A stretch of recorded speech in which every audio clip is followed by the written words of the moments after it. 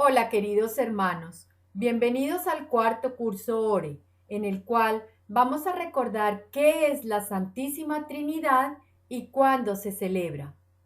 El domingo siguiente de la fiesta de Pentecostés se celebra el Día de la Santísima Trinidad, fiesta en la cual el que ama a Cristo reconoce la Trinidad en el único Dios verdadero, Padre, Hijo y Espíritu Santo, un solo Dios en tres personas distintas, siendo esta una realidad de fe que nos ha sido revelada poco a poco. Esta fiesta comenzó a celebrarse siglos atrás y fueron los monjes quienes asignaron el domingo después de Pentecostés para su celebración.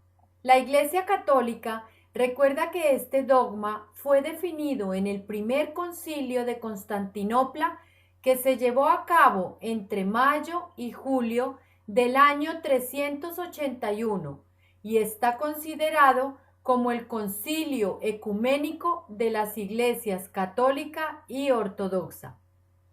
El término dogma significa que es algo claro que no se pone en duda.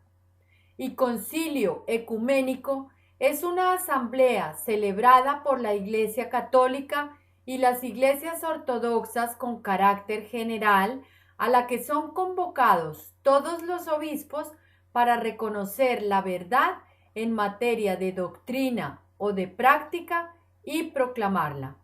Como Jesús el Cristo es el ungido de Dios, se puede hacer referencia a tres personas: el que unge, Dios Padre; el ungido, Dios Hijo; y la unción, Dios Espíritu Santo.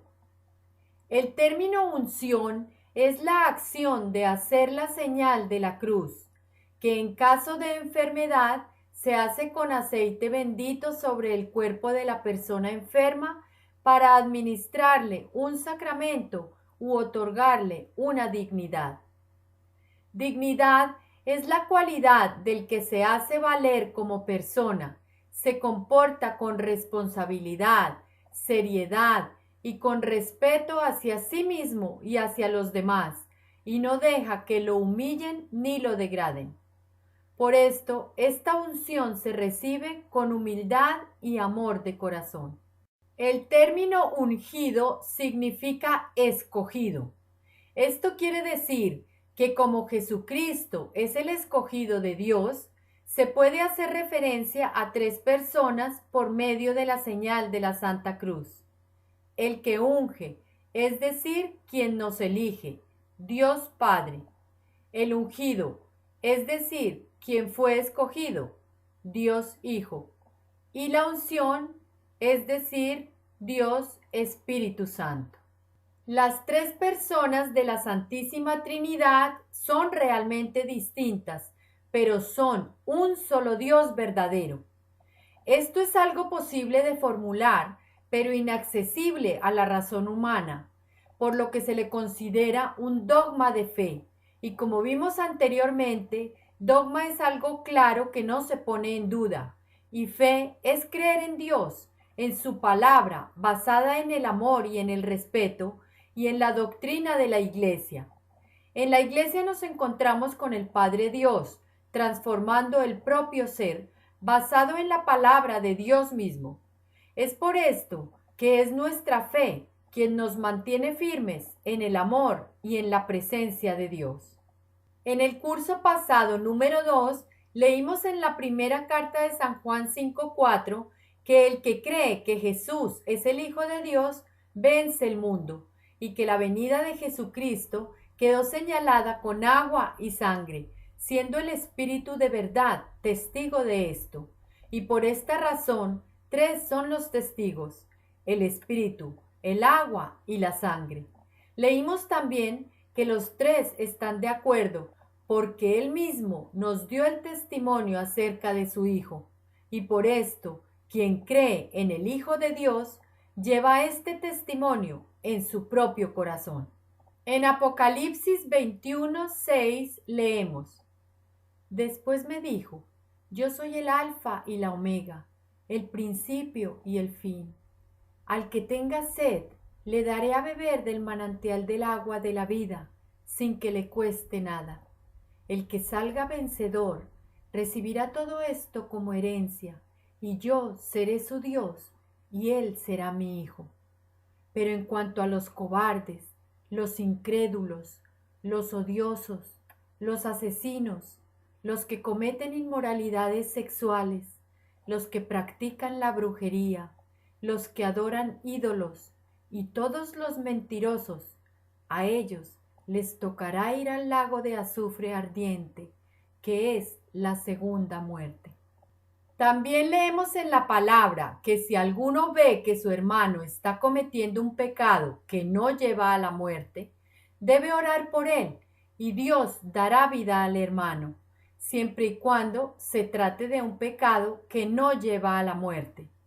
Pero si es un pecado mortal que lleva a la muerte, por ese pecado no se debe orar, porque toda maldad es pecado mortal. Por lo que sí se debe orar es por la conversión de estos crueles pecadores que solo tienen maldad contra el hermano y ceguera de Dios. Sabemos que quien tiene a Dios como Padre no sigue pecando porque el Hijo de Dios lo cuida y el maligno no lo toca. Sabemos que el mundo entero está bajo el poder del maligno, con la droga, el alcohol, el sexo desaforado, etc. Pero también sabemos que el Hijo de Dios ha venido y nos ha dado entendimiento para conocer al Dios verdadero y para saber que somos sus hijos si realmente le escuchamos. Vivimos unidos al que es verdadero, es decir, a su Hijo Jesucristo, quien es el Dios verdadero y la vida eterna. Este testimonio significa que es Dios mismo quien nos ha dado la vida eterna, la cual nos la ha dado a conocer en la vida de su Hijo. Quien tiene a Jesucristo en su corazón también tiene esta vida, pero aquel que no le conoce no la tiene. Por esto en la Sagrada Escritura Dios mismo nos lo dice, para que sepamos que tenemos vida eterna si estamos agarrados de Él y permanecemos firmes en la fe. Sabemos también que aquel que no cree en Dios lo hace parecer como mentiroso, porque no cree en el testimonio que Dios mismo nos ha dado acerca de su Hijo. Es por esta razón que los que sí creemos en Dios tenemos confianza en Él, porque sabemos que si le pedimos algo conforme a su santa voluntad, Él nos oye. Y así como sabemos que Dios oye nuestras oraciones y nuestras súplicas, también sabemos que ya tenemos lo que le hemos pedido. Por esto profesamos una fe verdadera, conociendo la gloria de la eterna Trinidad, adorando su unidad todopoderosa, Padre, Hijo y Espíritu Santo, sosteniendo que se trata de un misterio de dogma de fe, porque la Santísima Trinidad es un inmenso océano que no podremos en esta vida abarcar. Durante los concilios ecuménicos de Nicea en el año 325 y Constantinopla celebrado en el año 381, se enuncia el llamado Credo de los Apóstoles, ya que se considera como el compendio más fiel con respecto a las enseñanzas de los apóstoles. Los distintos movimientos, denominaciones y grupos autodenominados cristianos que no observen, enseñen, guarden o crean alguna de las proposiciones contenidas en el credo son considerados como sectas. Básicamente se trata de un esfuerzo realizado por la Iglesia cristiana en sus primeros tiempos para unificar criterios debido a la preocupación existente de creencias provenientes de tradiciones orales sin fundamento que estaban confundiendo la fe cristiana y alejando la unidad de la Iglesia. El credo es un breve compendio de las creencias fundamentales que todo cristiano en toda época y lugar cree. Como símbolo de los apóstoles, su contenido dogmático es el siguiente. Creo en Dios Padre Todopoderoso, Creador del cielo y de la tierra.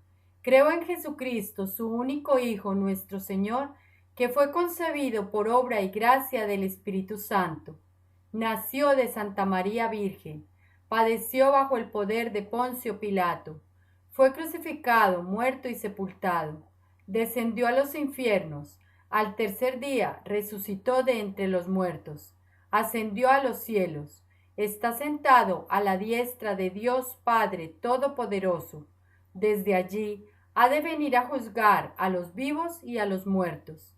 Creo en el Espíritu Santo, en la Santa Iglesia Católica, en la comunión de los santos, en el perdón de los pecados, en la resurrección de los muertos y en la vida eterna. Amén. El credo lo encontramos en la palabra. Creo en Dios. Deuteronomio 6:4. Nuestro Dios es el único Señor. Padre Todopoderoso. San Lucas 18:27. Lo que es imposible para los hombres es posible para Dios. Creador del cielo y la tierra. Génesis 1:1. En el comienzo de todo, Dios creó el cielo y la tierra. Creo en Jesucristo. Hebreos 1:3. Él es el resplandor glorioso de Dios, la imagen misma de lo que Dios es. Su único Hijo, San Juan 3:16. Pues Dios amó tanto al mundo, que dio a su Hijo único, para que todo aquel que crea en Él no muera, sino que tenga vida eterna. Nuestro Señor, Hechos 2:36. Dios lo ha hecho Señor y Mesías, que fue concebido por obra y gracia del Espíritu Santo. Lucas 1:35. El Espíritu Santo vendrá sobre ti, y el poder del Dios Altísimo descansará sobre ti como una nube. Por eso el niño que va a nacer será llamado Santo e Hijo de Dios. Nació de Santa María Virgen.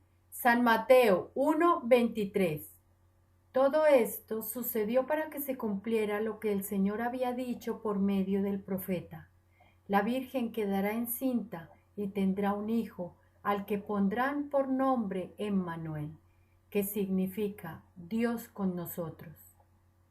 En la Biblia leemos Emmanuel en su forma original, el cual leemos allí también, que es el mismo Jesucristo. Padeció bajo el poder de Poncio Pilato. San Juan 19:1-2. Pilato tomó entonces a Jesús y mandó azotarlo. Los soldados trenzaron una corona de espinas, la pusieron en la cabeza de Jesús y lo vistieron con una capa de color rojo oscuro. Fue crucificado. San Juan 19:17-19. Jesús salió llevando su cruz para ir al llamado lugar de la calavera, o que en hebreo se llama Gólgota. Allí lo crucificaron, y con él a otros dos, uno a cada lado. Pilato mandó poner sobre la cruz un letrero que decía: Jesús de Nazaret, Rey de los Judíos. Muerto y sepultado. San Lucas 23:46. Jesús gritó con fuerza y dijo: Padre, en tus manos encomiendo mi espíritu. Y al decir esto, murió. San Lucas 23:53. Después de bajarlo de la cruz, lo envolvió en una sábana de lino y lo puso en un sepulcro excavado en una peña, donde todavía no habían sepultado a nadie. Descendió a los infiernos. Primera San Pedro 3:18-19. Pero Cristo mismo sufrió la muerte por nuestros pecados, una vez para siempre. Él era inocente, pero sufrió por los malos, para llevarlos a ustedes a Dios, en su fragilidad humana murió, pero resucitó con una vida espiritual y de esta manera fue a proclamar su victoria a los espíritus que estaban presos. En 1 Corintios 15:3, Dios dispuso que Cristo no solamente muriese por nuestros pecados, sino también dispuso que Cristo conociera el estado de la muerte, el estado de separación entre alma y cuerpo, durante el tiempo comprendido entre el momento en que expiró en la cruz y el momento en que resucitó. Esto se conoce en la Sagrada Escritura como la tradición de Jesús, quien bajó al Seol o infierno, donde permanecían las almas de todos los muertos para salvar las almas buenas de todos los santos y justos que perecieron antes de la llegada del Mesías, almas que no tenían cómo llegar al cielo, como los patriarcas, los profetas, los reyes, San José, entre otros. Según la tradición de la Iglesia, cuando Jesús muere, desciende al infierno y lleva consigo al cielo a todos los que en él creyeron. Por esto, la palabra descendió a los infiernos es un día de reflexión y acompañamiento a la Madre de Dios que está a la espera de la resurrección del Hijo. Al tercer día resucitó de entre los muertos. En 1 Corintios 15, 3, 4 leemos que Cristo murió por nuestros pecados, que los sepultaron y que resucitó al tercer día según la Sagrada Escritura. Subió a los cielos y está sentado a la derecha del Padre Todopoderoso. San Marcos 16, 19. Después de hablarles, el Señor Jesús fue levantado al cielo y se sentó a la derecha de Dios. Desde ahí ha de venir a juzgar a vivos y muertos. Hechos 10:42. Y Él nos envió a anunciarle al pueblo que Dios lo ha puesto como juez de los vivos y de los muertos. Creo en el Espíritu Santo. Romanos 5:5. Y esta esperanza no nos defrauda, porque Dios ha llenado con su amor nuestro corazón por medio del Espíritu Santo que nos ha dado. Creo en la Iglesia. San Juan 17:21. Te pido que todos ellos estén unidos, que como tú, Padre, estás en mí y yo en ti, también ellos estén en nosotros, para que el mundo crea que tú me enviaste. Efesios 5:25. Esposos, amen a sus esposas, como Cristo amó a la Iglesia y dio su vida por ella. 1 Corintios 12:12. El cuerpo humano, aunque está formado por muchos miembros, es un solo cuerpo. Así también es Cristo, y de la misma manera todos nosotros, judíos o no judíos, esclavos o libres, fuimos bautizados para formar un solo cuerpo por medio de un solo espíritu, y a todos se nos dio a beber de ese mismo espíritu, que es una santa. Efesios 4:12. Así preparó a los del pueblo santo para un trabajo de servicio, para la edificación del cuerpo de Cristo. Efesios 5:26, 27. Esto lo hizo para santificarla, purificándola con el baño del agua, acompañado de la palabra, para presentársela a sí mismo como una iglesia gloriosa, sin mancha ni arruga, ni nada parecido, sino santa y perfecta. Católica, San Mateo 28:19. Vayan pues a las gentes de todas las naciones y háganlas mis discípulos. Bautícenlas en el nombre del Padre, del Hijo y del Espíritu Santo, y enséñenles a obedecer todo lo que les he mandado a ustedes. Por mi parte, yo estaré con ustedes todos los días hasta el fin del mundo. San Mateo 16:18. Y yo te digo que tú eres Pedro, y sobre esta piedra voy a construir mi iglesia, y ni siquiera el poder de la muerte podrá vencerla. Y apostólica. 2 Timoteo 2:2. Lo que me has oído decir delante de muchos testigos, encárgaselo a los hombres de confianza que sean capaces de enseñárselo a otros. San Marcos 3:14.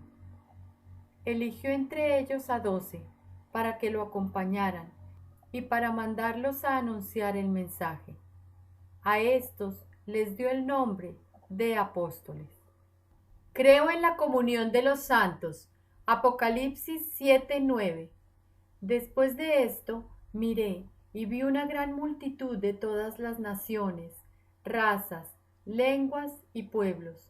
Estaban en pie delante del trono y delante del Cordero, y eran tantos que nadie podía contarlos. Iban vestidos de blanco y llevaban palmas en las manos. Apocalipsis 8:3. Después vino otro ángel con un incensario de oro y se puso de pie ante el altar y se le dio mucho incienso para ofrecerlo sobre el altar de oro que estaba delante del trono junto con las oraciones del pueblo santo. El perdón de los pecados. Juan 20:23. A quienes ustedes perdonen los pecados, les quedarán perdonados, y a quienes no se los perdonen, les quedarán sin perdonar. La resurrección de los muertos. Romanos 8:11. Y si el espíritu de aquel que resucitó a Jesús vive en ustedes, el mismo que resucitó a Cristo dará nueva vida a sus cuerpos mortales, por medio del Espíritu de Dios que vive en ustedes.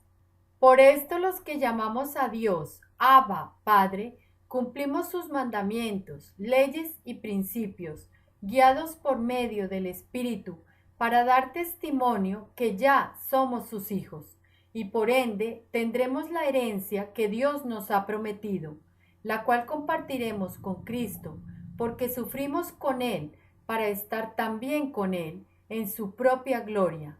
De esta manera, descubrimos que los sufrimientos del tiempo presente no son nada comparados con la gloria que habremos de ver después. Esto lo leemos en Romanos 8, 12, 18. Y la vida eterna, Apocalipsis 22, 5. Allí no habrá noche, y los que allí vivan no necesitarán luz de lámpara ni luz del sol, porque Dios el Señor les dará su luz, y ellos reinarán por los siglos de los siglos. Amén. Apocalipsis 22, 20. Ven, Señor Jesús. Jesucristo nos dice en la Sagrada Escritura que Él nos da la vida eterna y que nadie podrá arrebatarnos de su mano, porque el Padre y Él son uno solo, y nadie puede arrebatarnos de la mano del Padre, quien es más grande y poderoso que todo. Dios nos ama tanto que entregó a su único Hijo Jesucristo, para que todo el que crea en Él no se pierda, sino tenga vida eterna. Jesús nos dice que no trabajemos por la comida que es perecedera, sino por lo que permanece para siempre. Y el que siembra para agradar al Espíritu cosechará vida eterna, teniendo el sello de aprobación del Abba, Padre. Pero aquel que está ciego y que rechaza al Hijo de Dios no sabrá lo que es la vida eterna, porque permanece en la oscuridad bajo el castigo de Dios. Aquel que siembra odio para atacar y destruir al otro con una naturaleza pecaminosa, cosecha su propia destrucción. Todo aquel que descuide su propia conducta haciendo el mal, morirá. Queridos hermanos, hay que pelear la buena batalla de la fe, cumpliendo las enseñanzas de Jesús, demostrada con hechos, en un comportamiento digno para Él, para lograr de esta manera encontrar la salvación eterna, orando en cada momento los unos por los otros, teniendo una fe constante y verdadera, cobijados bajo el abrigo del Espíritu Santo, mientras esperamos la divina misericordia de nuestro Señor Jesucristo, pidiendo nos conceda la fortuna y bendición de poder recibir el maravilloso regalo de la vida eterna. Esto lo leemos en San Juan, Primera de Timoteo 6, Gálatas 6, Primera de Corintios, Hebreos 5, San Judas, y en el Salmo 145, que todo hombre alabe al Señor. Como nos damos cuenta, el credo es un dogma de fe de una verdad revelada por Dios y propuesta por la Santa Iglesia Católica para la creencia indubitable de los fieles, porque se basa en la Biblia, en la tradición apostólica transmitida de generación en generación, tanto escrita como oral. Entre algunos dogmas esenciales del catolicismo tenemos la Santísima Trinidad, Padre, Hijo y Espíritu Santo, la Sagrada Eucaristía, pan y vino transformados en el cuerpo y la sangre de Cristo, la Inmaculada Concepción, María, Virgen y Madre, libre de todo pecado, la maternidad divina, María como Madre de Dios y Madre nuestra, la Santa Iglesia Católica, como magisterio que orienta al pueblo cristiano en la fe a cumplir todo lo que Jesucristo nos enseña en la Sagrada Escritura. Hay quienes manifiestan que jamás podremos entender el misterio de la Santísima Trinidad a través de la razón, lo cual es muy cierto, porque necesitamos de una fe profunda y ciega para creer en lo que no vemos, pero sí sentimos, porque es el misterio más sublime y más profundo, siendo incomprensible para la razón humana. En la vida cotidiana tenemos muchos ejemplos que nos hacen sentir la Santísima Trinidad. Aquí coloco algunos. En una vela encendida. La vela en sí misma simboliza al Padre. La cera que escurre es el Hijo, que procede del Padre. Y la llama que permanece encendida es el Espíritu Santo. Los tres forman parte de la vela, pero son distintos entre sí. En el trébol, cada una de las hojas del trébol son distintas entre sí, pero las tres hojas forman parte de la misma flor. En la señal de la Santa Cruz, cada vez que hacemos la señal de la Santa Cruz sobre nuestro cuerpo, recordamos el misterio de la Santísima Trinidad al mencionar el nombre de las tres divinas personas.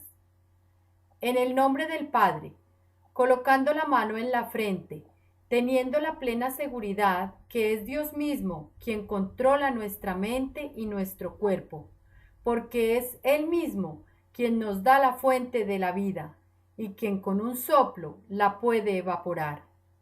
Por esto decimos que la fe es el oasis en donde la caravana de los pensamientos nunca llega.